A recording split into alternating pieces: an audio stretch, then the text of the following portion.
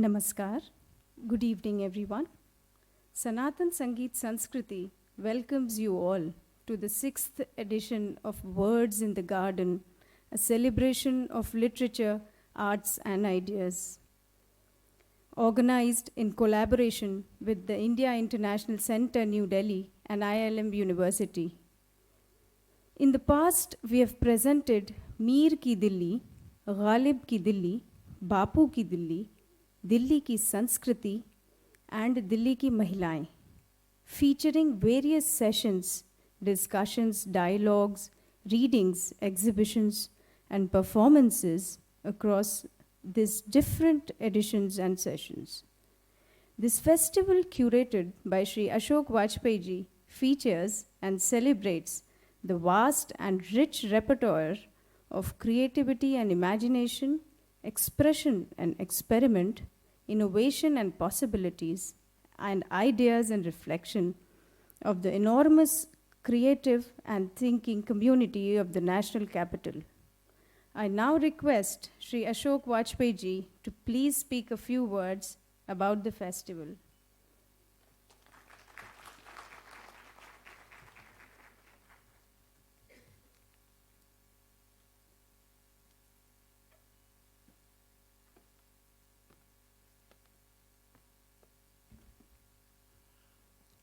Friends, some of you would know that I'm like furniture here.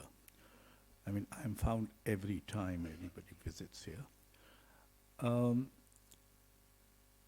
Words in the garden is a slight misnomer, I think, because this is really a garden of words that you present to you.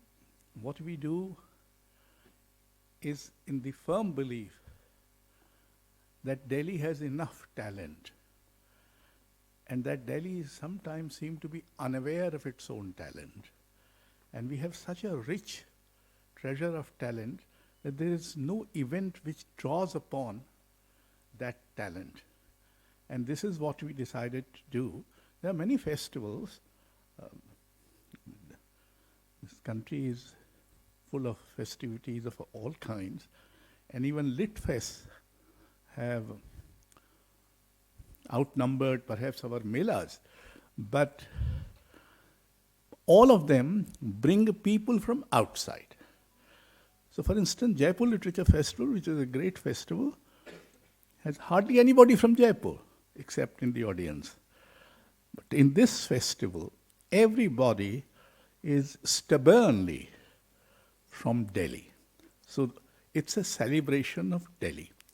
And the range is that you will hear music, Carnatic music, you will see Kathak dance, you will perhaps get some insight into how to manage anger, you will know about a daughter reminiscing about her president father, you will have today itself, I think, forms of innovation. Then you have discussions about resistance. You have discussions how decisions are taken at the highest level, etc. So it's a rich. Ghalib famously called himself a nightingale of a garden yet to be created. मैं अंदलीबे गुलशने न आफरीदा हूँ, यानी ऐसे बगीचे का बुलबुल हूँ जो अभी बना ही नहीं. So at least that is not true. We are sitting next to the Lodi garden, so there's a huge garden, and India International Centre itself is a bit of a garden because there's a lot of good garden here too. But what you're going to witness in these 3 days is going to be a garden of ideas, insights, experiences, memories, provocations, anxieties, and what you have. Garden, all gardens are in some ways impossible because they are physically there, but they provoke you into something which is not there. And we will like you to be provoked about things which hopefully will remain with you and at some point perhaps bloom forth.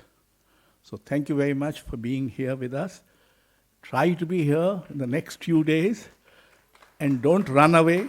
Be patient. We have become a very impatient people, in Delhi particularly. We are also somehow bored very easily. And so please control your boring instincts and your impatient instincts and be here, listen to people who have something worthwhile to say to you. Thank you very much.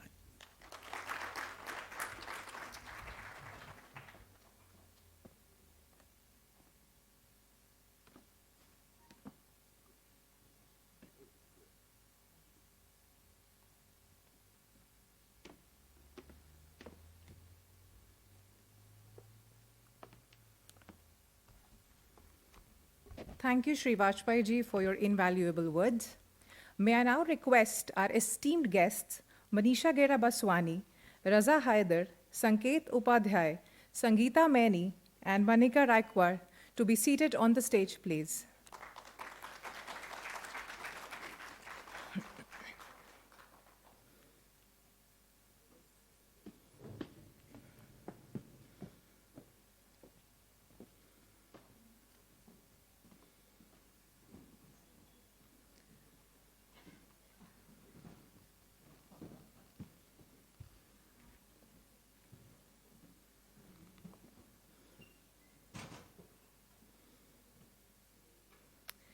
Now, we are beginning with the first session, Challenge of Innovation.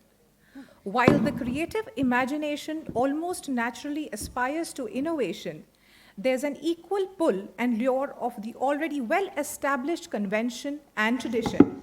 Therefore, innovation becomes challenge. We have with us the following experts to highlight the intricacies of the challenge of innovation. To begin with, Manisha Gera Baswani, a visual artist creating cultural landscapes of connections across Asian traditions, weaving expressions that comprise painting, photography, sculpture, and poetic writing. Amongst other projects, she has also curated her teacher and legendary artist A. Ramachandran's retrospective solo exhibition, The Changing Mood of the Lotus Pond and Insignificant Incarnations. Raza Haider, a media practitioner, poet, filmmaker, theatre activist who has lent his voice to more than 500 films for Discovery and National Geographic channels and has translated and written Hindi scripts for them. Sanket Upadhyay, a prominent Indian journalist and news anchor. He had been associated with NDTV, where he became a recognizable face, anchoring primetime shows like Khabron Ki Khabar on NDTV India and The Big Fight on NDTV 24/7. He is now a co-founder at The Red Mic, India's brand new startup project in journalism. Sangeeta Maini, the Dean, School of Management, IILM Gurugram, is also the Director of Center for Innovation and Entrepreneurship at the campus. Academically, she is a physicist with a PhD in medical physics from University College London, UK. Manika Raikwar, a former senior managing editor at NDTV, has had over 25 years of experience in news media. Her leadership in mega projects like NDTV's Indian of the Year, NDTV's 25 years showcased India's luminaries, while her ventures into marketing and academia added layers to her multifaceted career. Now, I would request Manika Raikwar to carry the session forward. Thank you so much. Good evening, everyone, and a very, very warm welcome to the first session of Words in the Garden. Are you all excited, especially the students? Yes, ma'am. Are you looking at your Insta accounts and saying, let's get through this? I know the anger session sounded much more exciting, but innovation's the buzzword nowadays, right? Okay, so let's get going, okay? You've heard about the panelists, and they all have incredibly unique perspectives, great insights. So let me start with Sanket. Well, because we were colleagues sort of not very long back, you know. He has just started the Red Mic, and if you haven't watched it, do go watch it. It's a brilliant platform. But Sanket, tell me, you and your co-founders call it a movement in journalism. So explain to me, what is this movement in journalism, and is it an innovation? Thank you very much, Manika. It's particularly difficult when you have your boss in your previous organization now being the boss of this panel as well. But I'll try to be, please be kind to me. Yeah. I'll try. So, अगर आप लोग मुझे इजाज़त दें, मैं हिंदी और English दोनों I have built a career out of being a bilingual journalist. So now it is second instinct, muscle memory. जब ये शुरुआत की हम लोगों ने, हमने इसको द रेड माइक को एक मूवमेंट इसलिए कहा क्योंकि एक ज़रूरत महसूस हुई. We felt the need that we are not doing in the media what we were taught in schools by our seniors and what we felt was right. Now, when I say right, right is not about a political ideology. Right मतलब सही. और एक ज़रूरत हम लोगों को ये महसूस हुई कि ये बहुत बहुत इम्पॉर्टेंट है कि जर्नलिज्म में हम बात वो कहें जो सही हो, लोकप्रिय ना हो. और क्या है जर्नलिज्म? अगर मैं ये बात बोलूं कि यहां पर सब लोगों को बात बहुत अच्छी लगेगी, भले ही वो सही ना हो, तो मुझे नहीं लगता मैं एक काबिल पत्रकार हूं. मैं एक फूहड़ पत्रकार, मैं बकवास काम कर रहा हूं और I should not be deserving those accolades also. आप मन मार लीजिए, लेकिन आप अपने आप से झूठ नहीं बोल पाएंगे. मुझे ऐसे लगा कि हमारे जैसे बहुत सारे ऐसे लोग हैं, there are many people like me who feel the same passion for this profession, and many viewers who also associate with this passion. मिसाल के तौर पर जब हम लोग NDTV में काम करते थे और बड़ा अच्छा लगता था ना, आप एंकर कर रहे हैं और लोग देख रहे हैं, और ये तो आम तौर से लोग बोलते हैं I watch you so nice, can we take a selfie, ये तो समझ में आता है. NDTV एक ऐसी संस्था थी जहां पर लोग आपके पास आके बोलते, सुनिए कल वो 8:14 पे आपने जो वर्ड यूज किया था ना खबरों की खबर में, उसकी जगह अगर आप ये यूज करते तो ज्यादा अच्छा होता. अच्छा मैं चलता हूं. Can you imagine? Now I feel this is the viewership that really made me who I am today. और अगर ये व्यूअर ठगा हुआ महसूस करे या ऐसा महसूस करे कि ये अब वैसी बात नहीं कर रहे हैं, कर ही नहीं रहे हैं, he is not even worthy of my criticism, तो फिर मैं कुछ बात ऐसी कर रहा हूं जो कि शायद कुछ लोगों को लोकप्रिय लगे, वो बात सही नहीं है. So in order to get a group of such people together, from viewers to journalists who believe in saying what is right, whether or not it is popular or not, to my mind is actually a movement which needs to be started off. And thus it is called a new movement in journalism. You know, I know it's ambitious, but let me tell you, all startup founders are little crackpots and they believe in the impossible. You must let them. They will reach somewhere at least. You know, it's interesting that you say that the movement, the new movement, or the innovation, because that's what we're discussing, is actually going back to the basics. So, Manisha, let me just come to you. You have been this incredible visual artist, and you have worked across mediums, whether it's painting, it's photography, it's sculpture, it's poetic writings. But in this day and age, where do you see the medium going? Like, what would you tell a young artist today who's saying, but all this has been done, what should I do? मैं क्या करूँ नया? Maybe bilingual होगी. It's sorry, I should just people from the media are better off with switching on and off the mics. Yeah. Use this one.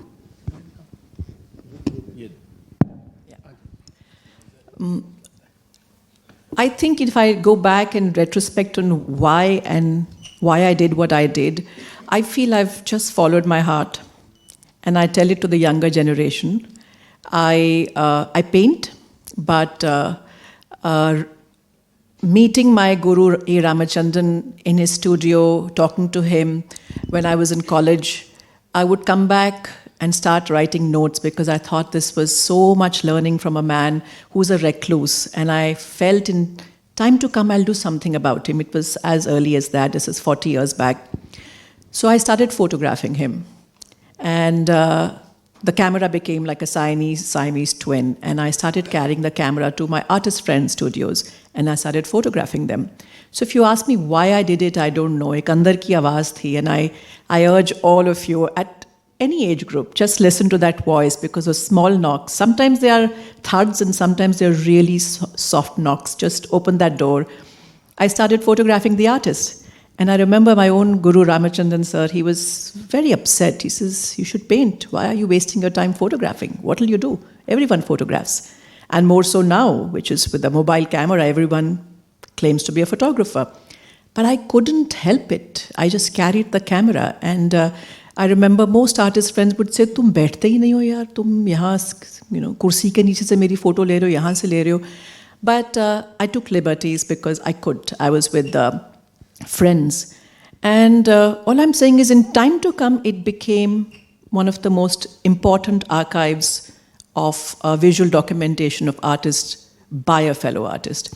I didn't set out to be one. I set out to be a painter. And somewhere down the line, I became a painter who photographs. And a friend who heads Take on Art, so she said, Manisha, why don't you write on it? I said, I don't write. She says, try it.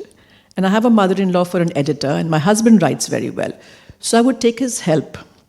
And one fine day he was traveling and she was not there. And I said, ab kya karu? And I started writing.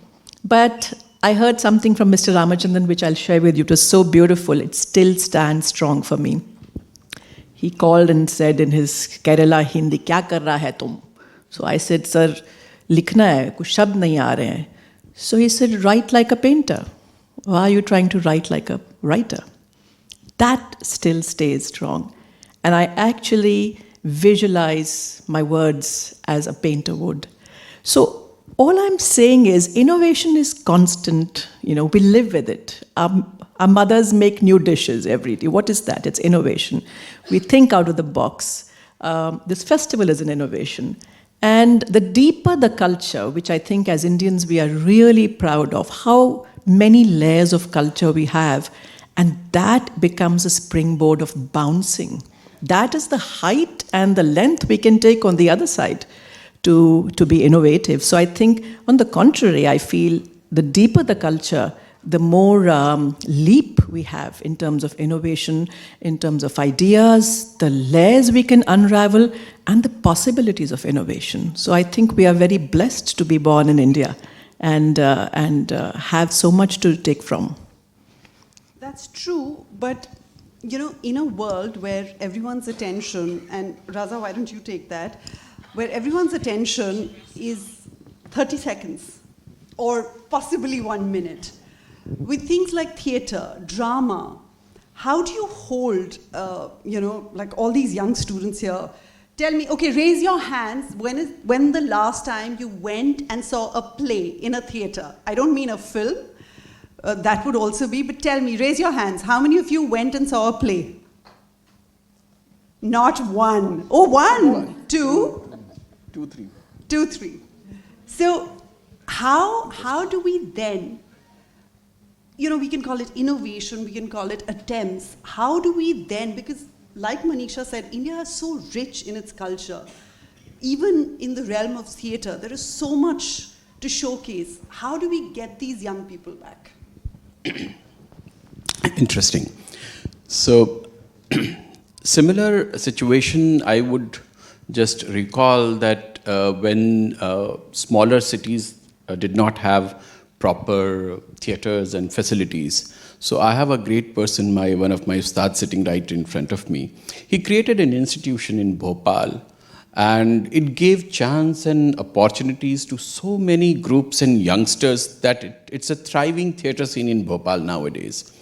Whereas I do remember in my childhood when the Bharat Bhavan was coming up, there were hardly any places. There was this Ramlila ground where this thing used to. I'm from Lucknow. I'm not from Bhopal, but my extended family used to live in Bhopal. So I'm just citing that how Ravindralaya, when Raj Bisaria in Lucknow started theatre movement, there was only one hall and one theatre, and that was Ravindralaya. And it did not have this kind of lighting, or neither the stage, neither the performance, spaces. So that movement was very important, and that was the, probably last 25 years of 20th century gave this opportunity to have many, many places.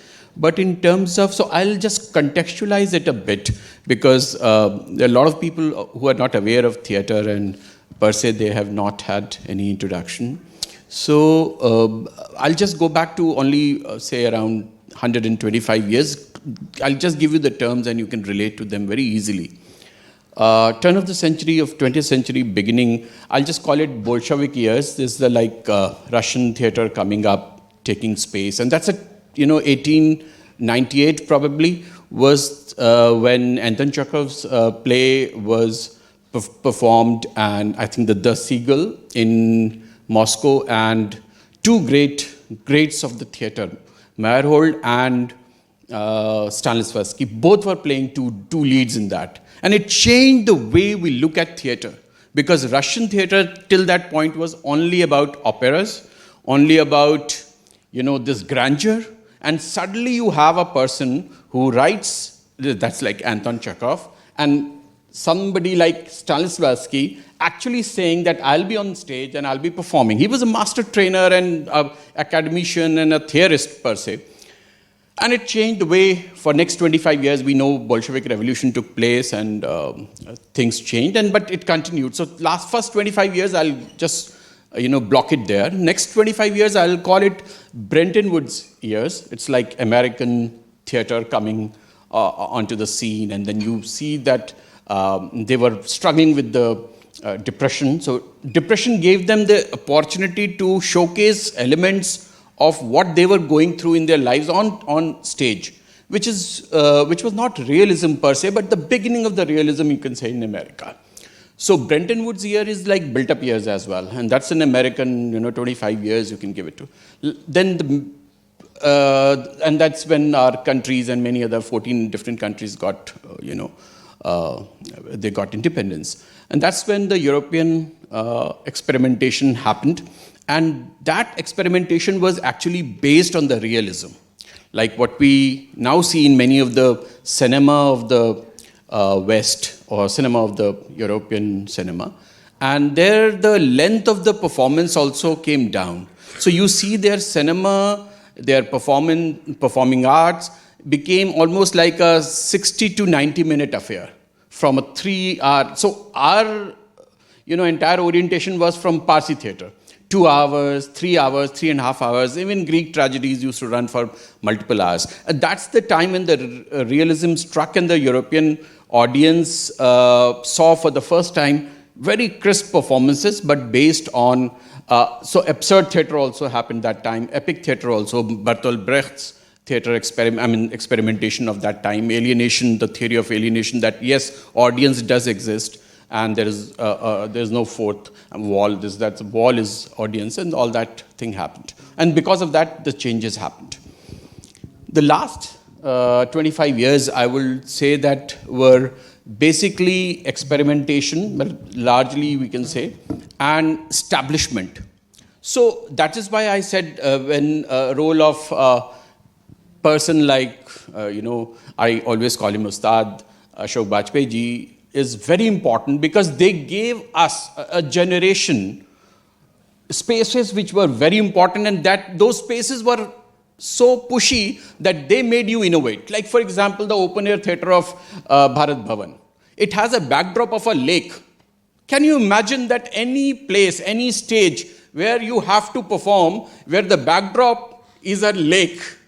It's you have to innovate. There's no other way. You give challenges of these kinds, or having the space designed in a fashion where you have to come and perform from the audience side. There is no green room, say for example, that you are comfortable inside and you jump on the stage and you perform. No, you have to be part of the thing. And this had happened in Europe because Dario Fo and other performers, Franca Reim, they were performing and they were doing such experimentation. A very famous production around that time, I think if I'm not mistaken, was very well received all across Europe, was Accidental Death of an Anarchist. What a production. I think it must have had by now more than a lakh plus performances. And I just saw it in London in the month of September, a very refreshing performance of that. That means that the same concept got innovated, got challenged, and a new British-based story was put into that play, and it was performed. Raza, suggest to this audience a play that they should go and see and they will be involved in. In an era of 30 seconds, but then you also have Scorsese make Killers of the Flower Moon, which is about 3.5 hours. These kids, let's give them something, good and crisp to start with. Suggest a play that they should go and watch. So I'll immediate ones because I wanted to cite them and you have now given me this thing right in the beginning. So I'll say that please do go and watch 2 plays in Hindi. One will be a classical because I would like you to have a mix of both. One would be by Mohan Rakesh. He's a modernist, by the way. He's a modernist. He has written a play called Ashad Ke Ek Din. And in that, he's talking about Kalidas and Vilom. ये 2 court के तो नहीं, मतलब उस दौर के वो थे, एक को मौका मिल जाता है कि वो कोर्ट में जो है वो कवि हो जाए, जो कि बहुत सारे लोगों के साथ रहा. अभी गालिब कोट किया और जिस ज़मीन पे जिस वक्त वो शेर पढ़ रहे थे, बड़ा क्लिष्ट उर्दू का शेर है, तो मुझे लग रहा था कि इसका इनोवेशन वाला भी कोई हिस्सा आना चाहिए. सो आई जस्ट थॉट कि एक हिंदी का शेर है. हिंदी के भी बहुत सारे कवियों ने शेर लिखे हैं या शायरी को तवज्जो दी है. हिंदी में दुष्यंत कुमार हैं और उसी के, तो वो कुछ शेर इस तरीके से है कि 100 बरस बाद की भाषा में लिखा पन्ना हूँ, 100 बरस बाद की भाषा में लिखा पन्ना हूँ, आज क्या समझोगे मुझे यूं देखने वालों. ये गालिब की ज़मीन का शेर है. लेकिन coming back to the point what she said, 2 चुनिंदा चीज़ें अगर आषाढ़ का एक दिन, और उसमें कालिदास की एक लाइन है, विलोम को जगह नहीं मिली, कालिदास जो है वो कोर्ट के वो हो जाते हैं, उनका वजीफ़ा लग जाता है, पैसे मिलने लगते हैं, विलोम जो है शराब पी करके अपनी जान देने पे आमादा है. और वो विलोम जो है कालिदास से मिल करके आया है और वो कहता है कालिदास क्या है. वो अब बयान कर रहा है उसको कि कालिदास क्या है. कुछ नहीं, एक सफल विलोम और विलोम एक असफल कालिदास. क्या लिखा है मोहन राकेश ने, और उसको परफॉर्मेंस कोई अच्छी सी हो तो देखिएगा. ज़रूरी नहीं है कि एनएसडी की बहुत उम्दा परफॉर्मेंस हो, और अच्छे छोटे ग्रुप्स बहुत अच्छा परफॉर्म करते हैं. और आखिरी वुड बी कि अगर आप कोर्ट मार्शल देख पाएँ, स्वदेश दीपक का प्ले है और उसको काफ़ी लोग परफॉर्म करते हैं. आई थिंक दिल्ली का एक ग्रुप अक्षरा शायद करता नहीं, सॉरी आई एम मिस्टेकन, एक ग्रुप करता रहता है, बाकायदा उसकी परफॉर्मेंस होती है. कोर्ट मार्शल एकदम नया प्ले है और कास्ट के ऊपर वो बहुत उम्दा, बहुत महीन चोट करता है, और आपको लगेगा ही नहीं कि आपके वो 1.25 घंटे कहाँ चले गए. आप एक बार अंदर जाएंगे और जब बाहर निकलेंगे तो आप तभी देख पाएंगे अपनी घड़ी. दोनों बहुत उम्दा प्ले हैं, ज़रूर जाके देखिएगा. And if these 2 sound a little too heavy, there is a play, because I could see the kids saying, okay, after a long day at college, there is a play by Atul Kumar called Bagi Albele. It's an adaptation of Nick Whitby's To Be or Not to Be. You will laugh for 1.5 hours. You will feel joyous. You will come out singing and dancing. Go catch it. It's by Atul Kumar and it's called Bagi Albele. Oh. But from visual arts to theatre to journalism, now something that's very close to all your hearts, academia. So Dr. Maini, as the Dean of the Management School at IILM, I think a lot of children now look to their teachers for for that's something that challenges them, that motivates them. How are we looking at innovating in academics to sort of ensure that the child stays interested, the student stays interested? Right, great. First of all, thank you for having me here. I would say the academics, what you rightly said, has to take credit, because I think academia created professionals or personals in theatre, in journalism, or painting and fine arts. So I would like to take full credit of that. So coming to your question, I would say the education system as such has seen a great deep transformation altogether from all dimensions, not only from students' perspectives, but also from a perspective of how you implement programs. So I would like to go back, take you a decade into our Indian ecosystem. So the government of India realized that most of our, let me put it because I have a physics background, most of our equipments are being imported as of now as well. 90% of our scientific equipments are imported. So they were worried about why are we spending so much on import duties and the currencies that are quite high as compared to our Indian currencies. So why are we doing that? So that was one reason, of course, which affects our economy. But on the other hand, they thought, why are Indians not enough innovative? Why can't they design and develop such equipments over here? But then the question came, are we capable enough of that? So they did a lot of brainstorming and all that, and thanks to the initiatives of organizations or ministries, I would say, such as the Startup India, they came up with very innovative models wherein they started seeding this concept of innovation, and they brought in the concept of entrepreneurship as well. And I'm thankful to Sanket here for having a startup over here. So, but I would say innovation and entrepreneurship do go hand in hand, but I would like to separate them for a minute in terms of, so when Startup India started its initiatives and other ministries also came in, all this had a great foundation in terms of how India used to look at patenting. So I would take you still further back in the past where process patenting was the regime and India was part of that. But later we moved to something like product patenting.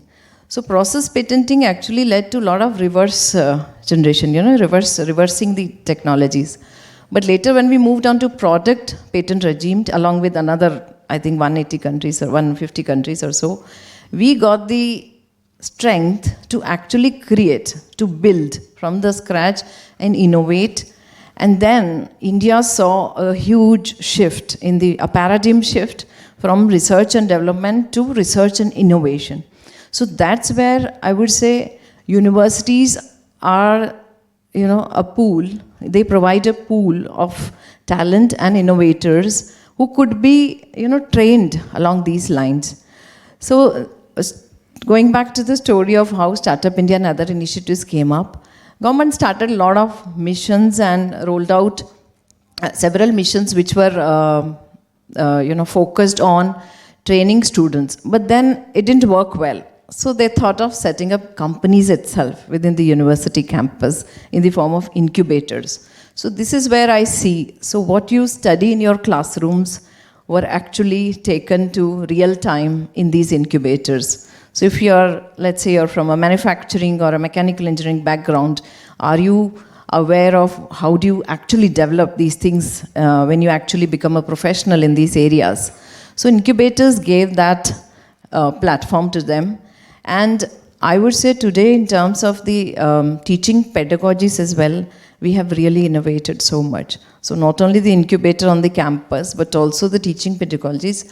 I mean, I would say we have come from academies to unacademy, many of you must be aware of. So where we are not just following what is taught in the classroom, we are also, leveraging upon the powers of AI/ML based tools to, empower our education. So recently we were at a Government of India launch of Swayam portal, Swayam Plus portal. So where the Government of India is also supporting such initiatives where they're offering courses online which are credit based, and they have also come up with a nice framework, to look into the assessments, how these are assessed. So I see this paradigm shift from research and development to research and innovation has percolated so much into the education, into the higher education institutes, that it is empowering the students at their early stage. And I think today's undergrads are quite smart than, maybe a professional, because the professional maybe he underwent those certifications and all after completing his studies. But today we are providing them those certifications and allied tools, I would say, at the college level itself. So that way I see innovation has really percolated at all levels throughout the higher education. And I would say student is also becoming more aware. So last month we had a nice ideathon competition at our university campus. And I was really, really surprised to see so many ideas, and I would say it was such a short notice, actually, such a short notice. Beautiful ideas, and I felt like the judge of a Shark Tank India, because startup teams came up with the sample projects as well. So really, I would say I was really delighted to see that. And not just at the ideathon, after that as well, because I'm supporting the Fly Cell and the Fly Incubator. So I keep interacting with these startups, the fresh minds, and the inquisitiveness in them, the power to look for opportunity, the power to how do you create things. And then the best thing about this is how do you take risk, which is my favorite, I would say. Risk-taking capabilities is empowering them in all ways, in all the ways that I see innovation, which is synonymous to entrepreneurship today, is not just limiting to setting up a venture and running a business around it, fitting a business model around it, but it is the way of living. It is how you approach a problem and how do you troubleshoot it. It is that. It need not be just your professional problems or anything related to the training that you ever had. It could be, I think it could even improve your personal relations, So I see innovation that way. Many of my students are here and must be bored of, the same bhashan. But this is how I feel. And I tell you, I started my early career, so while I was introduced, I was wondering, they say Dean School of Management and Director Center for, and then they say academically she's a physicist. I tell you, physics is a tool, okay? But the way of life, way of living is innovation and entrepreneurship. And that's how I have been created. So I loved my journey. It's very interesting because clearly you're not just getting lessons in management. All right. Taking is also for personal relationships. Of course. And that's a whole other session we must do. Oh my God. But, so, you interestingly spoke about AI, and I think technology has become such a huge part of our lives. So again, Sanket, in terms of, if you remember from when we started, me much before you and Nidhi, but with those bulky cameras, and there used to be a separate audio person and all of that. And now to this has become, you can be an artist with it and you can be a journalist with it. So how does technology work in helping, innovating, and taking it to that next level? See, there are two ways to approach this. One is that you fear technology. अब ये आ गया तो मेरी नौकरी चली जाएगी, अब सब काम ये फोन ही कर देगा तो मैं क्या करूँगा? तो we must resist technology. We must resist change. Oh, this computer software we must not remember the early 2000s. ये software मत डालो, virus आ जाएगा. Virus आएगा तो antivirus भी आएगा. So if there is AI, and if there is a misuse of AI, we will get to know. फिर उसका कुछ और आ जाएगा. There will be, but you can't say no to technology, because then technology will take over, और फिर आप obsolete हो जाएंगे. Through this discussion, I was just thinking to myself, ये सारी सीख जो है वो मैं अपने इस venture में होते हुए देख रहा हूँ. For instance, challenge of innovation. I feel the biggest challenge is you yourself. कि आप innovate करना चाहते हैं या नहीं. Number one, आप कब innovate करें? For instance, let me give you my own example. At what point did it strike that we must start something of our own, right? क्योंकि इसमें कोई ख़राब बात नहीं है कि आप शुरुआत करें, do a job somewhere. It may be not to your liking, but you've got to get through that grind to know what you actually want. So he's supporting my point. Had he been at IILM long back, he would not have said this, right? No, because very famously, I have always told this to myself, I tell this to my children, and I tell this to people that we are, and I never believed that I could have ever done this and said this to people that we have hired, right? There is a very simple toehold to foothold to stranglehold approach that you have to follow. Toehold मतलब boss किसी तरीके से आपको घुसना है अंदर. आपके जीवन की, आपकी जो भी आप अचीव करना चाहते हैं, उसको आप इमेजिन कीजिए. Back in my time, there was of course this DTC bus that we used to imagine because that was our reference point for public transport. आज की डेट में आप मेट्रो इमेजिन कर लीजिए. भरी हुई मेट्रो है आपका जीवन का करियर. उसमें जगह नहीं है आपके लिए. फर्स्ट द टो होल्ड, धीरे से फिर पैर घुसाइए और फिर धीरे धीरे लोग अपने आप उतरते रहेंगे and you will reach centre stage. And that is when you can decide, that is when you will be in a situation to take this decision for yourself. Okay, now I will innovate. Till then, you are finding your position in this ecosystem. Yes, some people achieve there or attain that point a little early on. कभी खाली metro आ गई, आप जल्दी centre stage में आ गए. लेकिन अगर भरी हुई है तो देर सवेर that mind has to be there. At the back of your mind, you must always know, अभी स्थिति अनुकूल नहीं है, लेकिन मैं लगे रहूंगा जब तक वो अनुकूल हो ना जाए. So as long as you do that, every little thing is there available for you to aid your growth, to make you a super achiever and enabling you to innovate. AI is one such tool. Every tool, you have to decide how you want to use it. And it's interesting, again, because you've spoken about technology, we've spoken about risk-taking. अगर आप मुझे एक इजाजत और जरूर, दे दें. जरूर. For instance, any news channel has crores and crores worth of infrastructure in cameras, studio, then there is a production control room. Nidhi would know, you would know. These equipments cost crores of rupees, right? What will they do? You will see fancy conversations, visuals on screen, a ticker line which will give perspective to what you are seeing, changing of the visuals. What if I were to tell you that on this phone, sitting right here, I can host a debate with 10 guests. They will appear in the same window boxes. I can fire my own visuals. I can fire my own ticker. I can fire my own graphics. All of that sitting right here myself. That is what technology does to you. Now, had I shut myself to this new technology, then there would have been a problem. Then I would have thought to myself, मैं कैसे करूँगा? मैं debate कैसे कर पाऊँगा? मेरे पास तो करोड़ों रुपए है ही नहीं. How will I do it? So the technology helped. Now my point is, it may be slightly inferior right now, will not be able to match the quality of, say, those crores of it. But at least it's a start.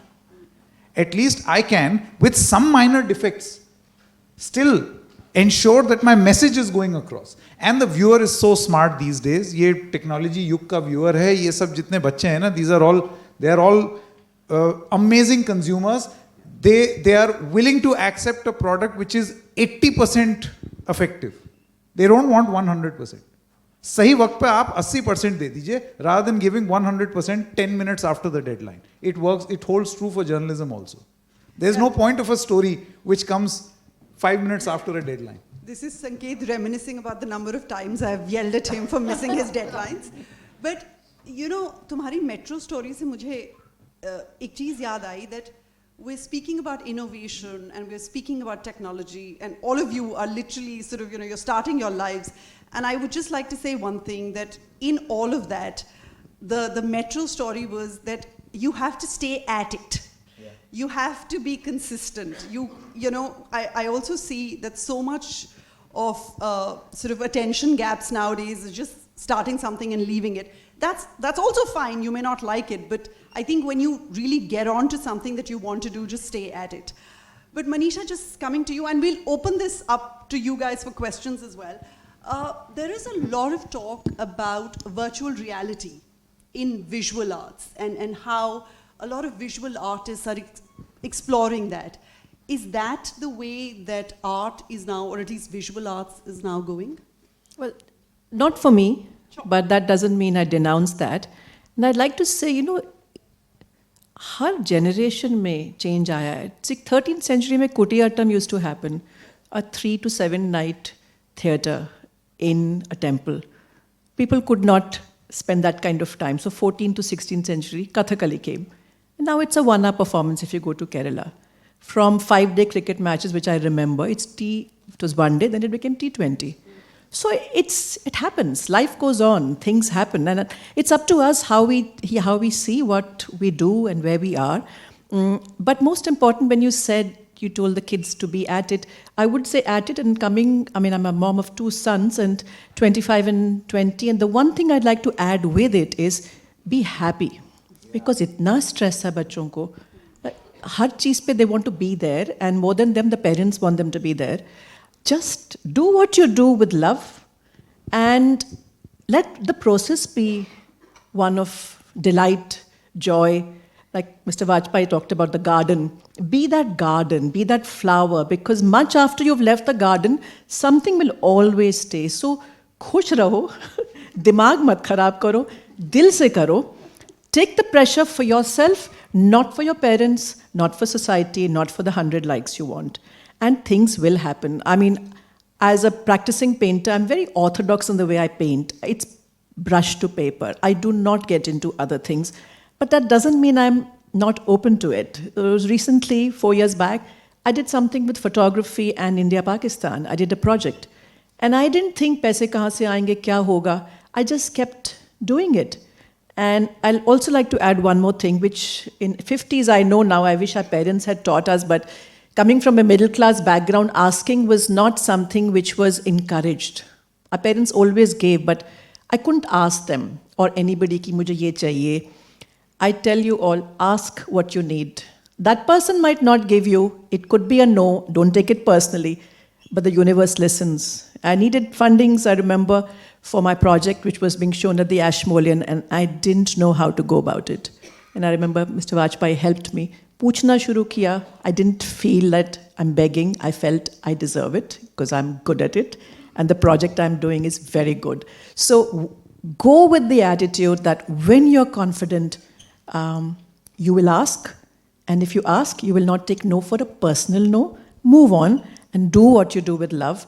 And innovation to aati rahegi. Ab T20 ke baad shayad T5 aa jayega. You know, you never know. So virtual aayega, pata nahi kya aayega. You might just want to say, no, I want to play 5-day cricket with my friends. So there's nothing wrong or right, you know. Well, yeah, that's... This point that Raza just made a little while ago, where he was saying theatre, and what if I were to tell you theatre, and it is a wrong assumption that kids don't go watch theatre? I'll tell you how. आप उसको परिभाषित कैसे, what do you define as theatre? What if I were to tell you that stand-up comedy from a stage is also theatre? It's how you define. लोग कहते हैं print मर रहा है. Who reads the newspaper? Who watches TV is dead. This madness to write the epitaph of any form of communication is a very silly thing to do. It changes its form. वो अपना आकार बदल रहा है और कुछ नहीं. आज की डेट में आप सब print consume कर रहे हैं अपने फोन पर. आप सब TV भी देख रहे हैं अपने फोन पर. So the mode has changed. The platform has changed, but it is essentially the same thing. Similarly, theatre also exists, and the kids are hooked onto it. It's just that, and I would like to quote Utpal Dutt here, my favorite, right? Utpal Dutt साहब का बहुत पहले, आज से करीब 40-45 साल पहले एक उनका statement, and what fabulous English that man used to speak. He spoke 7 languages. Yeah. So somebody asked him a question, and he said, "Let me see if I can mimic." He said that. I've often used theatre as a form of political propaganda, and I've always used it like that. But all over the world, and now the trend seems to be catching up right here in India as well, is that there is this tendency to intellectualize theatre, and I think that is a bloody waste of time. Oh my God. So, don't do that. You're driving people away. And the best message is the simple message. Or whether news story, Manika knows this more than anyone, एक घटिया और complex बात बोलना आसान है. आप कुछ भी बोल दो या कुछ भी कर दो, वो किसी को समझ में ही नहीं आएगा. आपने अपनी जान में उसमें बहुत ज़्यादा you have intellectualized it and all. It is very hard to be simple. Very hard. It is very hard to draw a simple painting. It is very hard to be a simple teacher. It is very hard to do simple theatre. It is very hard to do simple journalism. But the day you master that, the best communicators use the simplest of languages, the simplest of brush strokes. It is easily understandable. आप करते रहिए intellectualize, किसी को समझ में ही नहीं आएगा. No offense to the intellectuals. As we sit in the heart of IIC,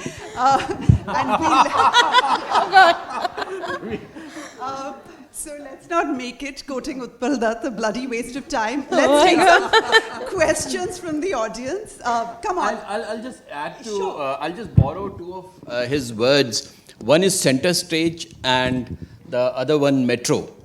And I'll just cite that how things change. So center stage, how the debate of gender, which was, the way we tend to say that, performance is like this and it should be kept out. And this was the discussion that it should not be even politicized. But gender was a very important question. And when the vagina monologues happened, it changed the way we look at gender in the performance art. And why it is important is that it was done by a woman, created by a woman, thought through, and it was very, very evocative.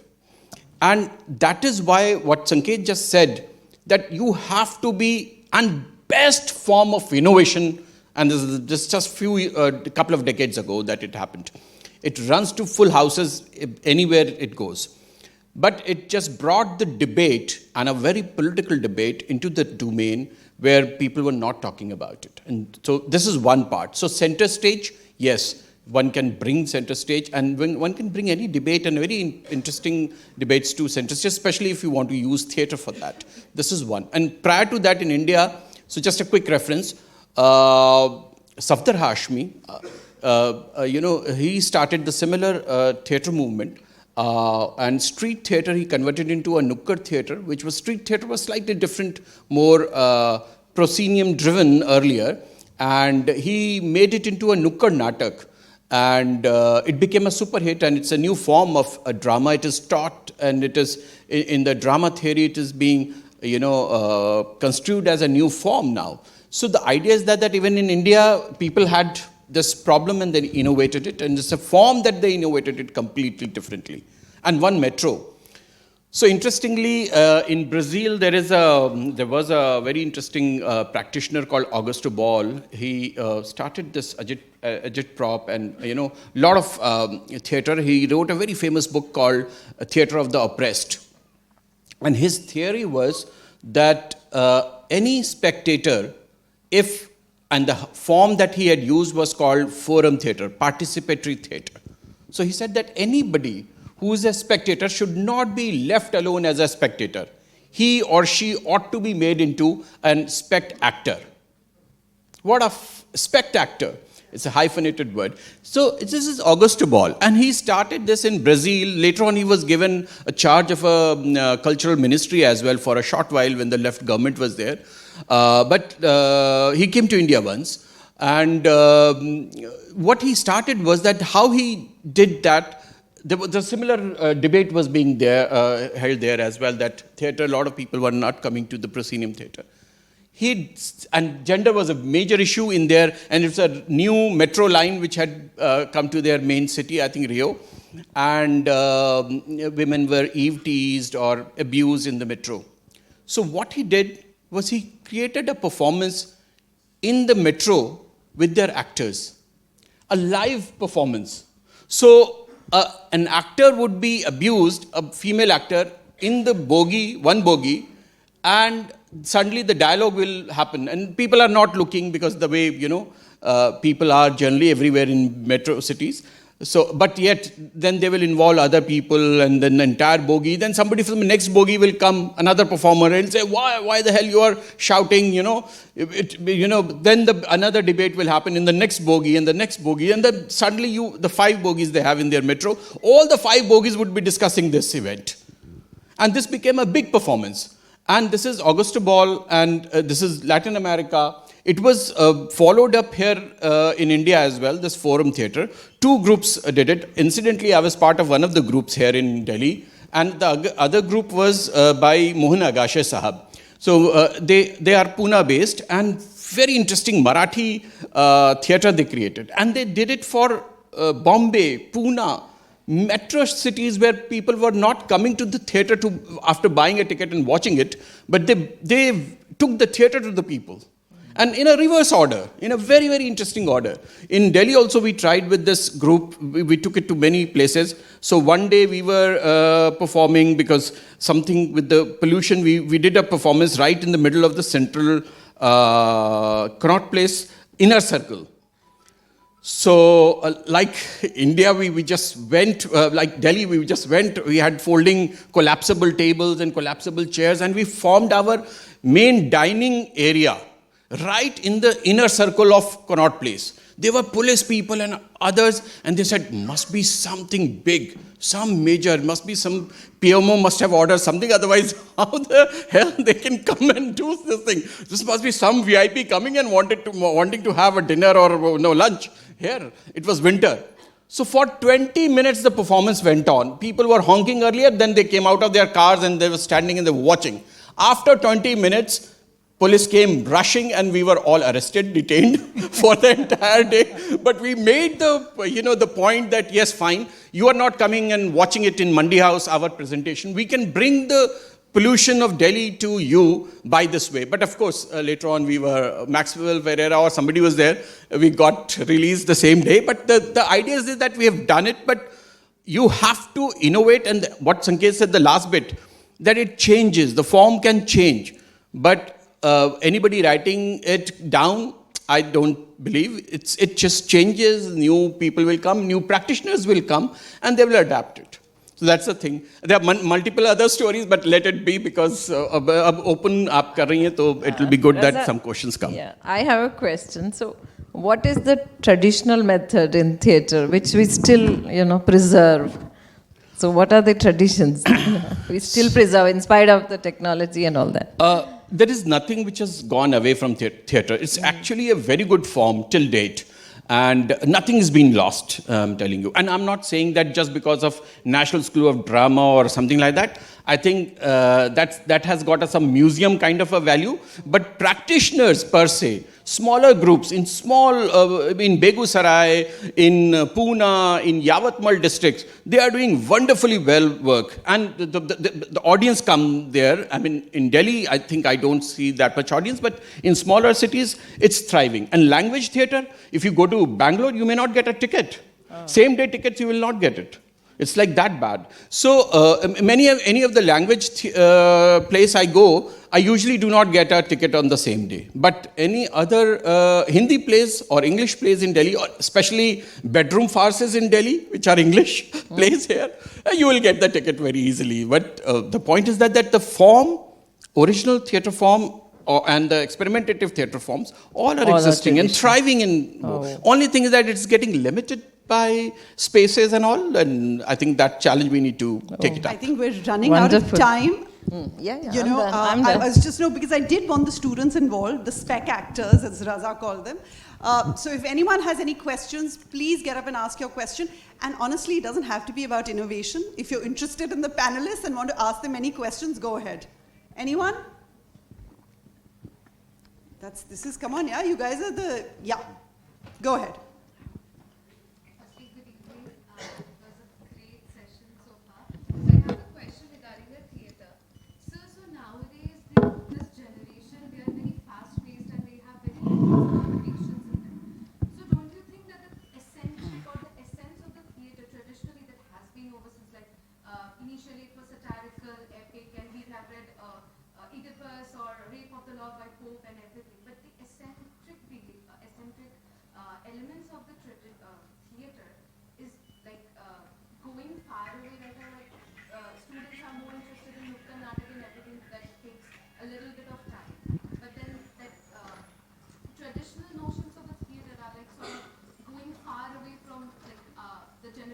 upcoming or even this generation? I think somebody did, while we were talking about it, I think it got mentioned, but still I got your point, I'll underline that. It's not that theatre is losing people. People are losing theatre. So this is a different part. So, for example, we have a 360, people or sitting auditorium. So you'll have a 200, 250 odd people sitting and watching a play.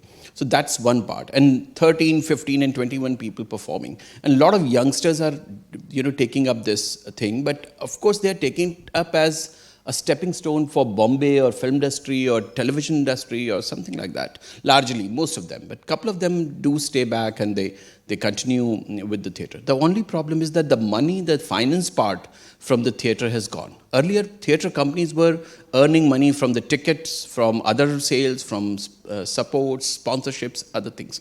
Right now, that has gone. And most of the theatre companies are NGOs. They are registered bodies. They are either trust or a society. And there is an onslaught on NGOs. So even that space is getting squeezed. So a lot of resources are getting squeezed. That's one part. So I do agree. Secondly, the notion is this, that people are not taking up theatre, but that idea is, I'll rather say that I'll challenge that idea, because there are people who are taking up, especially language theatre in India, and Indian language theatre in India, but Hindi as well, English too.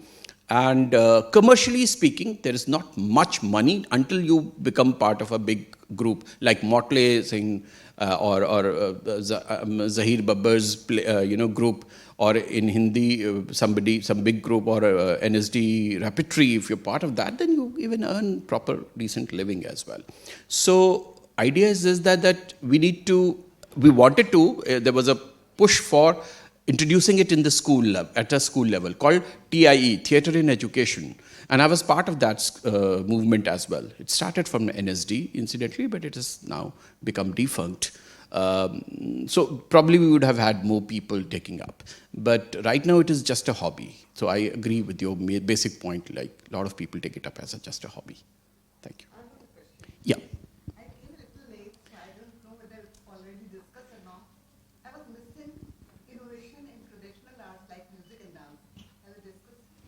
Yeah, art, I think she had mentioned, yeah.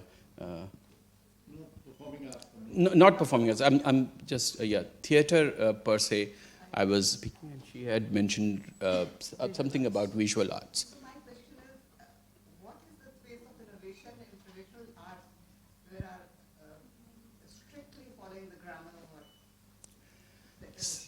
See, I'm not an authority there, but I will try to best articulate what you are asking. And there are a lot of such dilemmas, that whether to keep this very puritanical, processes in place and vis-a-vis more innovation. What Sanket just rightly said, and I've seen this, that a couple of art forms where only men or only boys were allowed in South India, there the girls have just taken up. It's a martial art based performance, and girls were not allowed because most of these performances were done in mandir or in the courtyards of the mandir, and because they were considered impure and all that, and that notion is gone. While they have their periods and everything, and they're performing, so that's a kind of a liberty that has come through even very traditional art forms, I'm saying. But that acceptance is very limited. So I'm talking of Kerala, and Kerala being left-oriented and maybe slightly left-oriented and more progressive in that sense. So there are few groups that I've seen that these girls have taken up very, very strict, regimented form and experimenting with it. So there is this slight loose adaptation as well, but I'm not sure if people are, practitioners do believe that it has to be kept puritanical, then it's up to them. But I've seen a lot of innovation there. So we can keep doing this, but I'm really sorry, we're completely out of time. Everyone, please, a big round of applause for these amazing panelists, Manisha Baswani, Raza Haider, Sanket Upadhyay, and Dr. Sangeeta Maini. Thank you so much. Thank you.